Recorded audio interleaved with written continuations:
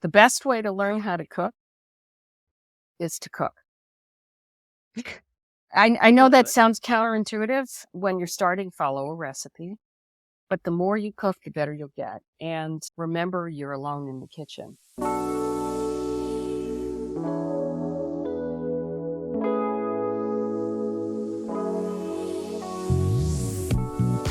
Sara Moulton, thank you so much for joining us on the show. Oh, Christie, I'm so happy to be here. So happy to have you. Sara is a household name in the world of cooking, truly. You're a chef, a cookbook author, a TV host, a podcast co-host, a cooking teacher. You're a prodigy of Julia Child. You have been a Food Network star and on just numerous amounts of TV shows. And I honestly can't even go through the whole list. I think you could do it better than me. So that's my little rundown. But when you're at a party, someone who for some reason doesn't know you asks, what do you do? What do you say to them? Oddly enough, I say I'm a chef because that's how I started. And that's what I'm the proudest of. And that's what I originally thought I was going to do. And I did do. I went to the Culinary Institute of America for 2 years. And then I worked in restaurants for 7. And so that is who I am, first and foremost. That's what I say. Yeah. And usually, especially if it's, I don't know, I don't want to start casting aspersions, but some, I don't know, conservative male or, typical or male, he'll look at me like, you? Really? Like when cab drivers ask me in New York City and I say that, they just about crash because they don't expect it. Especially, women, more and more women are chefs, but little women, not so much. So can you tell us a little bit more then, again, this might be a loaded question, but for those listening who aren't familiar with your journey through the culinary world, how'd you get started and what's it been like? What have your projects been? And how'd you get to where you are today? I grew up in New York City. My mom was a fantastic cook. We had family dinner.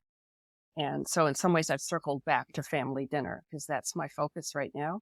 But I love to eat. I live to eat. I still do. I'm always thinking about the next meal. I even get excited about airplane food. That's how weird I am. I went to the University of Michigan. I pursued becoming everything else, doctor, lawyer, biological, medical illustrator. I should have become a teacher because that's really, ultimately I am now, but elementary school teacher. Anyway, it's my mom who nudged me, and she wrote to Craig Claiborne and Julia Child when I was in college, didn't ask them what I should do if I want to become a chef. And Craig Claiborne wrote my mother and said she should go to cooking school.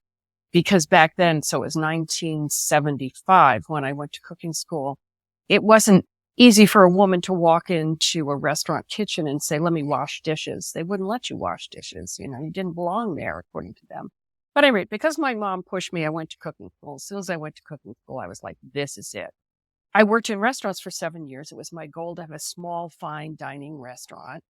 And along the way, though, I met Julia Child in Cambridge, Massachusetts, and ended up working on her show. So that was my first experience behind the scenes on TV.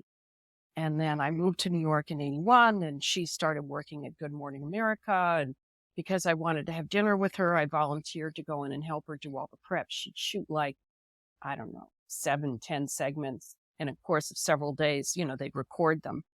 And because of that, I got hired at GMA to do all the food for all the chefs behind the scenes.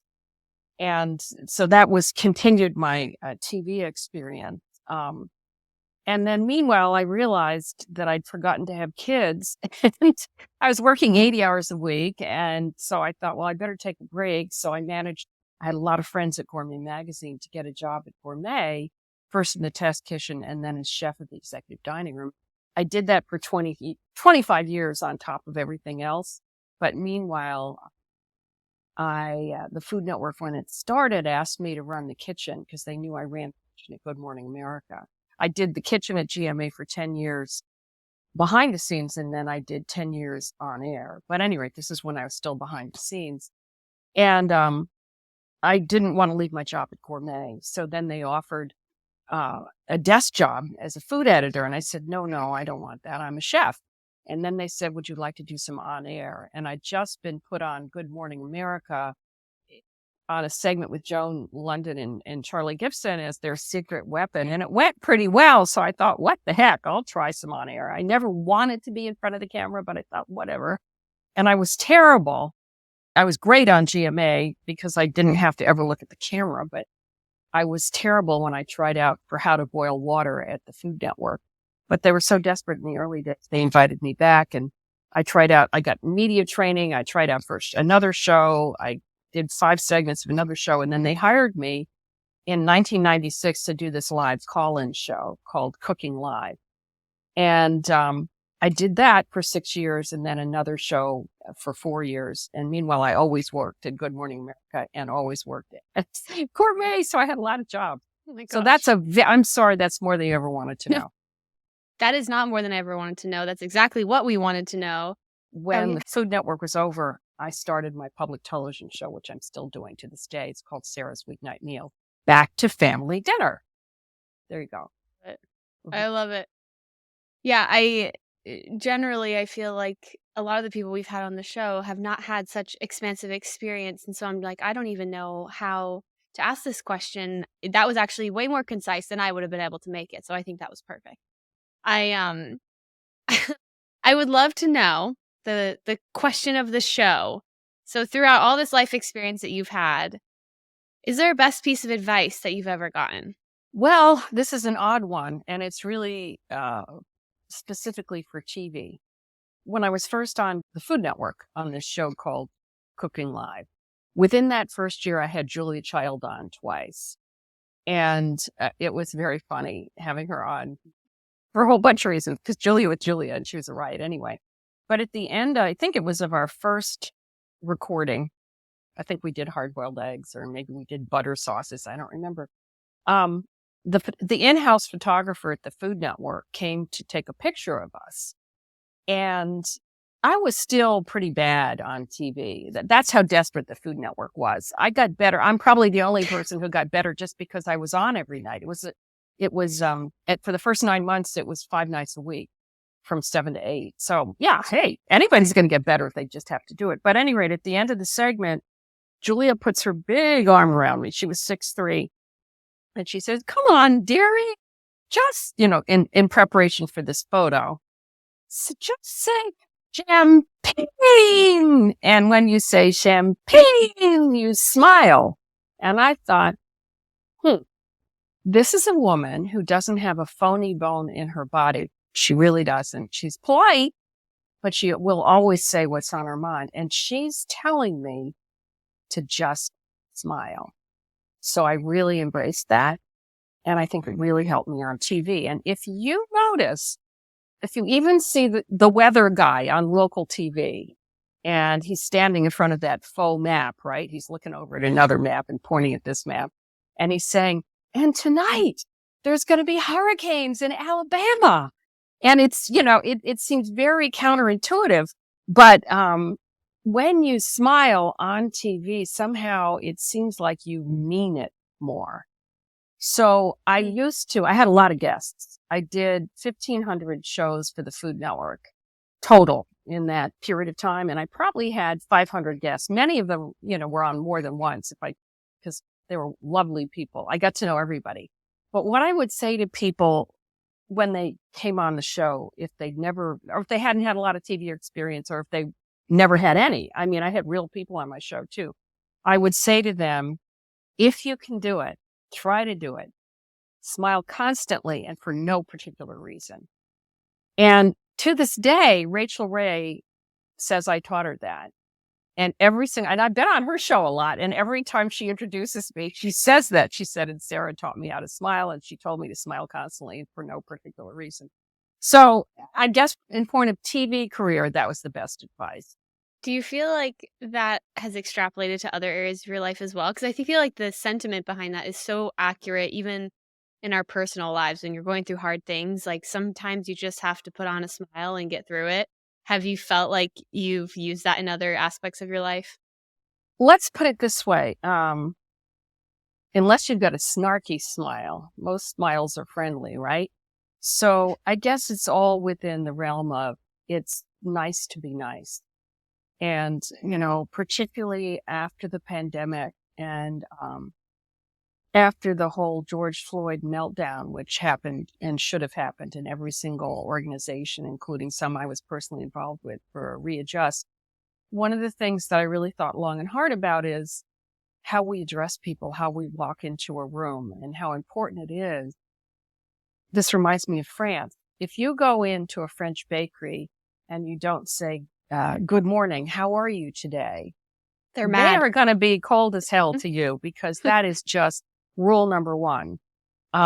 So I found myself, not as soon as I learned the smile thingy, but, applying the if nice to be nice, I guess, which is similar to the smile, but realizing one and one. I mean, I'm sure you've gone to a convenience store and gone in and maybe somebody behind the counter was really friendly and sweet, or could see that you were having a bad day or something and said something that just made you feel so much better. And those dumb little human interactions are so important. So I don't know if that's a very roundabout answer there. Oh, I think it's absolutely accurate. I think it's the same sentiment of what you put out into the universe is what you're going to get back. And I don't think enough of us put out kindness and love and joy, but we expect to get it back. Yeah. Yes.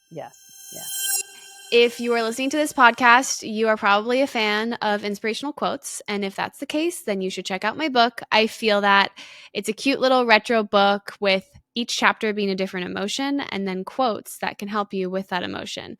So if you're looking to support me or the show, if you need a cute little gift for a friend or just something to flip through when you're feeling down one day, then this book is for you. You can purchase it at quotesbychristie.com, which is my website, or the link will be in the show notes. Do you have a best piece of career advice that you were given?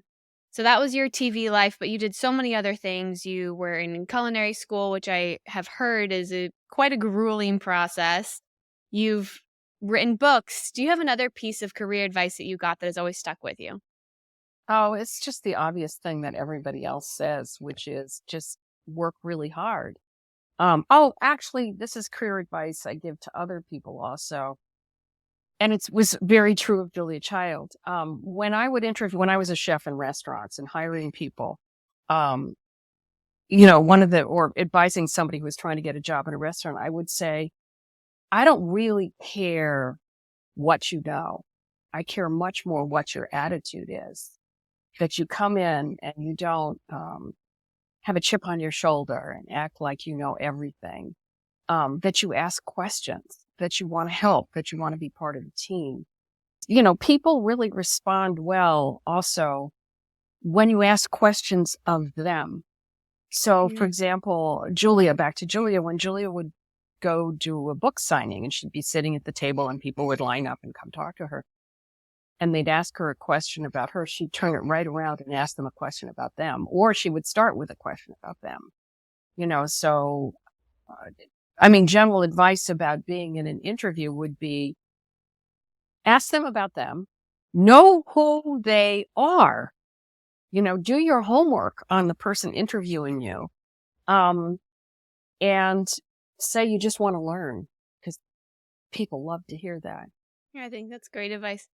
I am always shocked, like everyone has these experiences when you go to dinner with someone or you meet someone for the first time and you realize that you've been asking them all of the questions and they don't know like anything about you at the end of the dinner. And you're like, this is an odd experience and it just doesn't feel very good.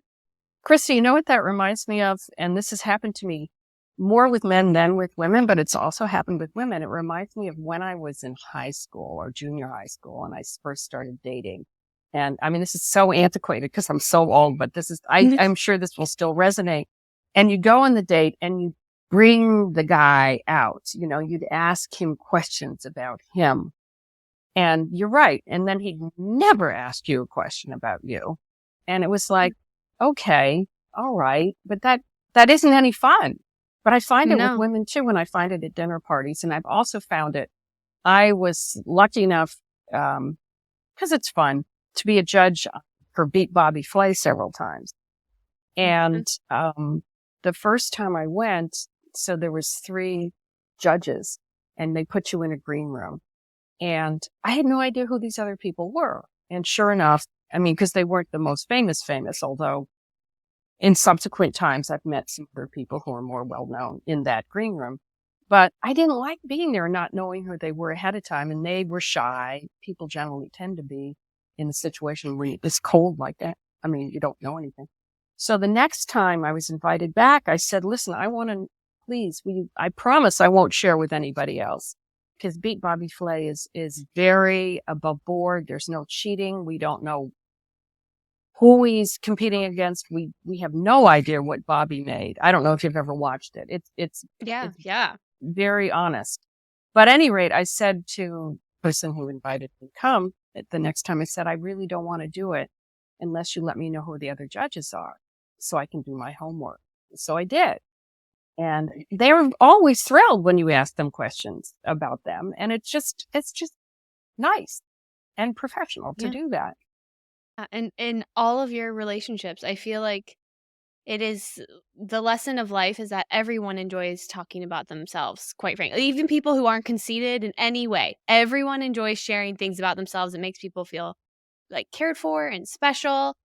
And I feel like great tip to everyone out there. If you're at a dinner and you don't know anything about the person sitting across from you, you're probably not making great conversation. Amen. You're right. Yep. I think that's a great life lesson. I also I always love asking, and this can be more of a personal experience or it can be something that happened in your career, but is there a biggest lesson or biggest takeaway that you've had from one of the most challenging times of your life thus far? So when I started on the Food Network, I was very aware, just generally, how celebrity can corrupt. And so I used to say to all my guests, because many people were discovered on my show, many. Discovered, got their own show. Gail Gand, Michael LaMonaco, Ming Tsai. I always forget his name, that wonderful guy from Cleveland who laughs, who was on the Chew. I forget his name. But anyway, they were all discovered on my show. So a lot of people who came, and the Food Network used my show as a way to find new talent. So I knew that people were on a lot of time. They enjoyed being on my show, but they were also hoping maybe to be discovered. And I'd say to them, whatever you do, keep your day job, because TV is very mercurial and you're only as good as your last rating. And so sure enough, in 2005, so I kept that. I remember, don't ever forget who you are. Don't get a swell head. Don't act like you're the most important person on the planet. And then when I was dumped in 2005, I was really surprised to find out how completely devastated I was. And it was like I forgot who I was. I was a mother. I was a wife. I had a job at Gourmet. I still had a job at GMA. And I was losing this one part of my life that, granted, yes, was my favorite job I ever, probably that's Cooking Live was the first show. And I was just really, really, really depressed and lost. So what I did is I went to see a therapist. And I think it is very, very important. Another time in my life when I was very, very depressed was after I gave birth to my daughter. And nobody told you about postpartum back when I had Ruthie. That was in 86. And so I was like, there's something wrong with me. So for 3 months, I went around in a total funk. I'm a terrible mother. She's not going to survive. This isn't working. I'm overwhelmed. I didn't tell anybody. Finally, after 3 months, because we had people visiting and mice in the house and breastfeeding was hard and blah, blah, blah, I said to my husband, I'm really, really depressed. You need to kick out these people. And once I told him, I started to feel better. And so my real lesson here in both situations, one personal and one professional, is if you feel depressed, talk to someone about it.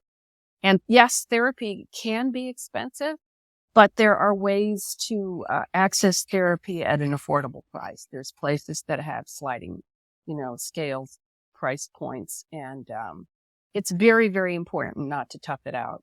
And I'm not generally a depressed person, but even sunny blondes like me get depressed. But, for anybody, don't do it by yourself. Go find some help. And the Absolutely. therapy was enormously helpful, really helped me to get out of there and find out who I was again. Is there something that your therapist said that stuck with you, or something, a concept that you think helped you the most throughout those times?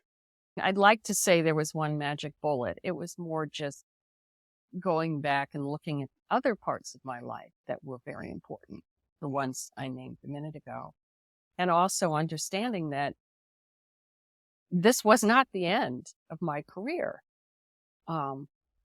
It's very funny because there's this website, and where they have these horrible titles like "Whatever Happened to Sara Moulton?"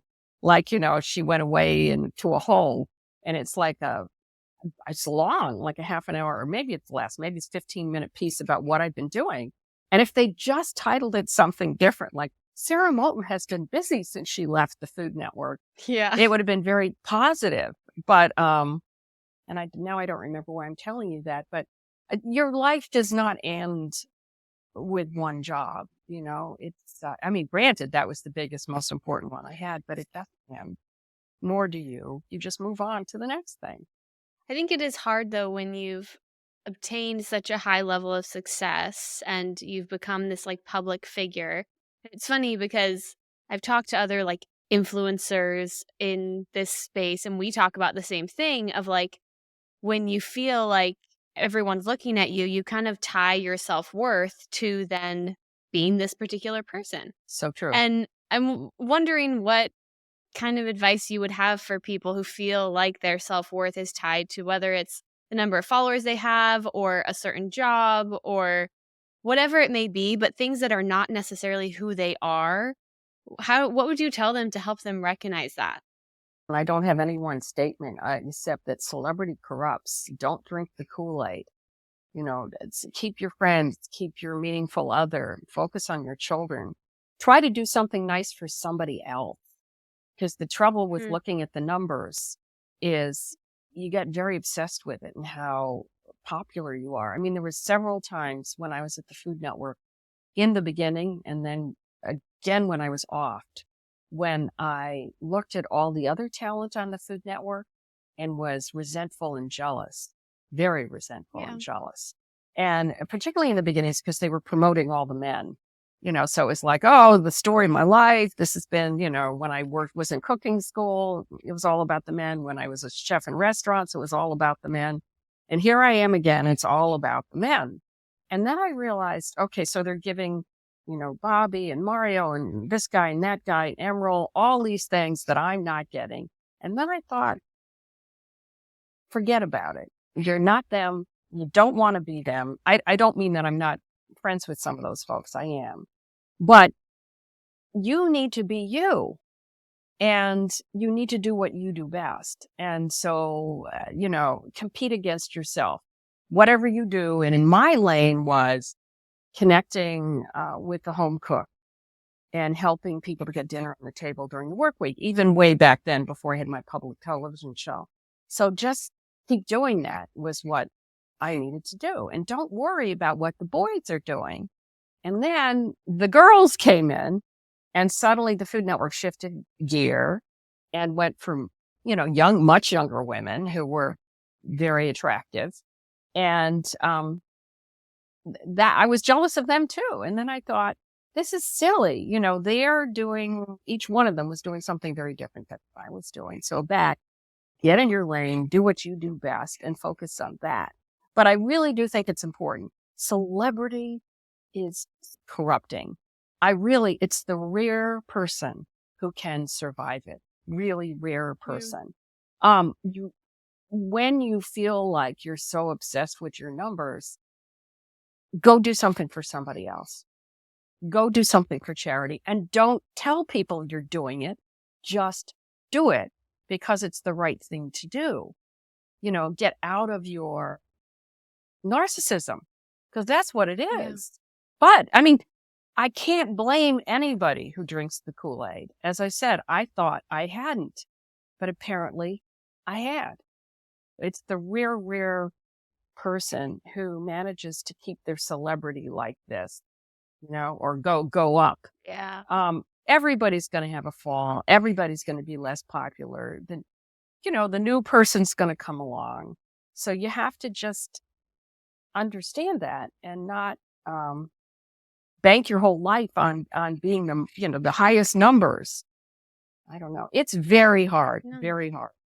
I love that advice though, because honestly, we've never gotten that on the show, and I think it's beautiful and quite profound that it's probably not what you want to hear when you're going through an episode of I'm the worst and everyone's better than me. But maybe, like you said, try and get out of yourself. Do something for someone else. But it's so easy to just sit there and sulk in your self-pity and in thinking that there's nothing you can do because life is unfair somehow and everyone's better than you. And I don't think, especially I think in this younger generation, I think it's a little bit more unpopular to give advice like, hey, maybe you should just stop being so selfish and narcissistic and just go help other people. Yeah. Like, I don't think that's a popular take.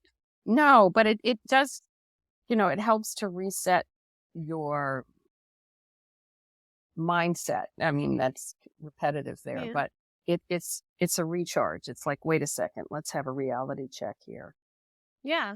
And I think that a lot of times through bringing other people joy and helping them in whatever capacity you can, that's how you find out who you really are, not what these external factors are making you believe you are. Right. And don't forget your friends. Friends are very important. Yeah. The friends who were friends before you became famous should continue to be your friends throughout and afterwards. And there will be an afterwards. Yeah. I think everybody has to come to terms with that. Or maybe not. I mean, there's people like Martha Stewart who are still going strong, and Ina Garten, and in my world also, I'm talking about, or, those folks, Rachel Ray's still doing great, Giada's not doing bad, all these people. Of course, I'm talking about women because that's what I relate to the most. To that point, have you felt just times where you've just felt completely burned out and you were like, I can't do this anymore? I mean, you've been doing this for how many years now? 40? I mean, like, don't you get to a point, or have you, where you're just like, I don't know that I can, but you're still on air, you're still doing shows. How have you stopped yourself from that immense burnout? I haven't. My last cookbook killed me. That was in 2016. It was my 4th cookbook. And I'm very proud of it. I think it's a great book, it's a teaching book. But I didn't have a partner on it. I had 2 interns who were great, but wasn't the same. In my prior 3 books, I had a girlfriend who worked on it with me, who I would tell her what I wanted to do, and she would write up the recipe and test it. And she tested it here at my home, and then we would taste it and decide what we needed to do. She was a veteran food person also. And so the writing takes a lot of time, and that, buying the groceries. And so my last cookbook, I had to do that all myself. So I essentially worked 365 days that year I was doing it. And that I almost didn't like to cook after that. I'm still recovering all these years later, but I'm gradually getting back into it. So that's the kind of burnout I have. But and a lot of I wouldn't say anything. It wasn't all financial in the beginning. I have a delightful husband, but he's not a big breadwinner. So I was the person making the money mostly and getting the medical benefits. He's more of a creative type. Not that what I do isn't creative, but you know what I'm saying. And so there was always that financial fear that we were not going to have enough money to live, to take care of the kids, etc. And when I finally got to a certain point that we saved up enough money and retirement kicked in. I mean, the good news about working at Gourmet Magazine for 25 years is I have a pension. That is so rare, So once I could relax, then I was like, okay, I am now going to do only exactly what I want to. And what I want to is what I'm doing. So the show that I do, I just love sharing tips and tricks with folks, which is what I also do on my Instagram. And I also am far more interested in having guests on my show because everybody has a weeknight meal. And your go-to weeknight meal is probably going to be very different than mine. And if you're of a different nationality or from a different country or from a different part of this country, your weeknight meal is going to be different. So we've been having more and more guests, which I really love. So I learn and I have a lot of fun with those folks. And then the other thing that I do, which is weekly radio with Chris Kimball, we take questions from callers, which is like what I did on Cooking Live, my first show on the Food Network. I love doing it because I learned so much. And also when you talk, and this is probably true for you, Christie, in what you do, because you talk to so many different kinds of people from, I'm sure, around the country, is you find out what they're thinking, what they're doing, what matters to them. So that is really fun for me, both in terms of learning about the culinary, but learning about the people. I mean, I guess moral of the story is if you're doing something that you truly love and doing it for the right reasons, I don't think the burnout happens. Maybe the burnout happens when you're doing it for the wrong reasons, or you're chasing that celebrity or that fame like we were talking about. Or if you're in a financial crunch, I mean, restaurant work too. is really the worst, because you might go in with terrific passion, but working 80 hours a week is just, it just kills you. And, you know, you can have all the passion in the world, but after a while, everybody needs time off. So that one is hard to navigate. You touched on this, but you have been there are definitely more women who are chefs now, which is amazing. But when you started, that was not the case. And is there something that you would say or a piece of advice that you would give to women in particular who are trying to go into either the culinary world or just a male-dominant industry? What have you learned from being a woman in that male-dominant industry? It helps to have confidence, and a lot of us don't have confidence. I don't know, just go in and do a good job. I mean, it's like what I would give to a man going into a job. Go in and do a really good job and just show them that you're worth it. But for anybody going into a restaurant, male or female, I also say, do your homework. Find out from people in the street if that's a good place to work. You know, find out who the workers are and see if you can get them aside and ask, you know, is this chef a screamer? Do they support you here? Do you feel heard? Do your homework before you go into a restaurant kitchen. I don't think anybody has to go in and be tortured, although that is what a lot of people did to get started. In terms of anything else in a man's world, I mean, sometimes it helps to talk to your girlfriends and to get together and to sort of power in numbers, which is something we did very early on as we formed a group and, you know, helped each other and supported each other. So that was good. But the good news is there's so many more women out there in every position. The trouble is, and you may have experienced this too, sometimes there are those women who get to the top and they don't want to share. It's like they got there and, you know, to hell with you because they're the queen bee.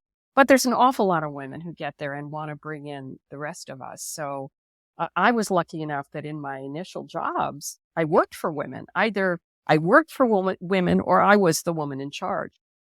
And that really helps. It's still hard. It's better. It's not best, but it's phenomenally better than it was. I will say that. For years, it used to drive me bananas. The New York Times Wednesday section would have a headline in like every couple of years, where are any women chefs in New York City? And I'd be like, I know where they are. They're being kept under a rock by all you male European chefs. That was it initially, and then it was just male chefs. But now that's not true anymore. You can't say that anymore. There's plenty of wonderful women chefs here. They still don't get the publicity. They still don't get the backing for their restaurants that men do. And that is annoying. But we're moving it forward. Here's to hoping that changes. All right, final question is going to be more of a tactical one, but I can't have you on the show and not ask this, but maybe this could be your top piece of cooking advice or like your top 3 or 4. We had Eric Repair on the show And I think it was like hard to narrow it down for him. So I understand as a chef that it could be hard to narrow it down to one piece of cooking advice. So if you could give a couple for a maybe newbie cook, a couple of things that have just changed that will change the game for them, what would they be? The best way to learn how to cook is to cook.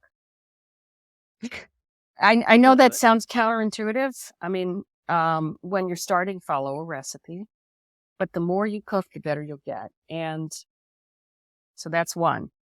Two, remember you're alone in the kitchen. That's a famous line from Julia Child. And it was like a legend that she said that. She did say that on air, but everybody thought, she looked right in the camera and said, remember, you're alone in the kitchen. And it was clearly after she'd made a horrible mistake. And it got to be so blown out that I think some of us, including me, thought she'd like dropped a turkey on the floor or something. That wasn't what it was. As it turns out, she was on Good Morning America doing one of those segments, and she was trying to flip an omelet or, I don't even remember exactly, or a crepe or something, pancake. And it fell on the burner. And she looked in the camera and said, remember, you're alone in the kitchen. But the point of that is, you don't have to be perfect. Nobody's watching you. So just bumble along. When I did the live show on the Food Network, Cooking Live, I was blown away by home cooks, because I'd been sort of a snob. I worked in restaurants and chefs were it. But listening to these people who made the same dish or same kind of thing over and over and over and over again, and what an expert they'd become and what amazing tips they had just because they did it over and over again. That's no different than a chef, So you can teach yourself a ton. You just don't be scared. Just cook and don't worry about what anybody else thinks. And I could give, as you said, I could say so many other things, but that's the simplest. And by the way, isn't Eric Ripert a sweetie pie? I love Wonderful. that man. Just he's also a very wonderful, handsome, wonderful which person. helps. But Yeah. No, he was amazing. Yeah, he's a great guy. I was doing research before this and looking at all of the incredible people that you've interfaced with. Like, of course, her and Eric are friends. Well, I wouldn't say we're cool people, besties, but I loved having him on my show, and he was always nice when I went to his restaurant, and I felt like he was very humble. The celebrity has not gone to his head. No, not at all. No. I mean, I was fully expecting. I'm also half French. I was like, oh my gosh, this is gonna be this French chef. He's gonna be so obnoxious. I just was fully expecting to have some like snooty character, and he could just not be more opposite. I was proven so wrong. Isn't that so nice? wrong? Isn't that nice? Yes. That nice? I love being proven wrong. Well, Sara, this has been such a wonderful conversation, and just you have so much wisdom and have done so many incredible things. And I just want to thank you again for taking the time to share with us and to give us some of your life lessons. I think this will really help a lot of people. Well, can you let us know where we can go to follow along with you? Well, I do have help from some young people, but I'm on Instagram. X. People can find me, right? Just tell us just in case. That way it's easy. Is it I think it's at Sara Moulton? At Sara S. Moulton. That's my middle name. I won't tell you what it is. It's ridiculous. Facebook is at Sara Moulton. X, formerly Twitter, is at Sara-Moulton. We just did TikTok because there's a couple of people impersonating me there. Now that I hope it's not going away for a lot of people's sake. But anyway, at Sara S-Moulton. And we also have a YouTube channel called Sarah's Weeknight Meals. So you can find the old shows there. But the thing I had the most fun with is Instagram. My niece, who's probably your age, talked me into shooting videos. And at first I was like, oh no, because I have to put makeup on. And it's work. But we've had so much fun doing it because I'm not trying to I can afford not to have to try to make money off of it. So I just talk about whatever I want to, the best way to cut an avocado so you don't kill yourself, or, how to, I don't know, cool little recipes, how to clean out the fridge frittata. It's a lot of fun. So I love that. More than you ever wanted to know. But Christy, I think it's Not great at all. what you're doing too, because you're really trying to help Oh. people. My That's very daughter in the middle of the pandemic split up with her boyfriend of 6 years, moved back home, got into graduate school, and became a mental health therapist. And I think it's so important to help people. And you're not a mental health therapist, but I think what you're offering is very helpful. Thank you. Well, just trying to remind us all that we're just getting through this thing together. And I think the more you get to know people, the more you realize that. Yes, yes. Good for you.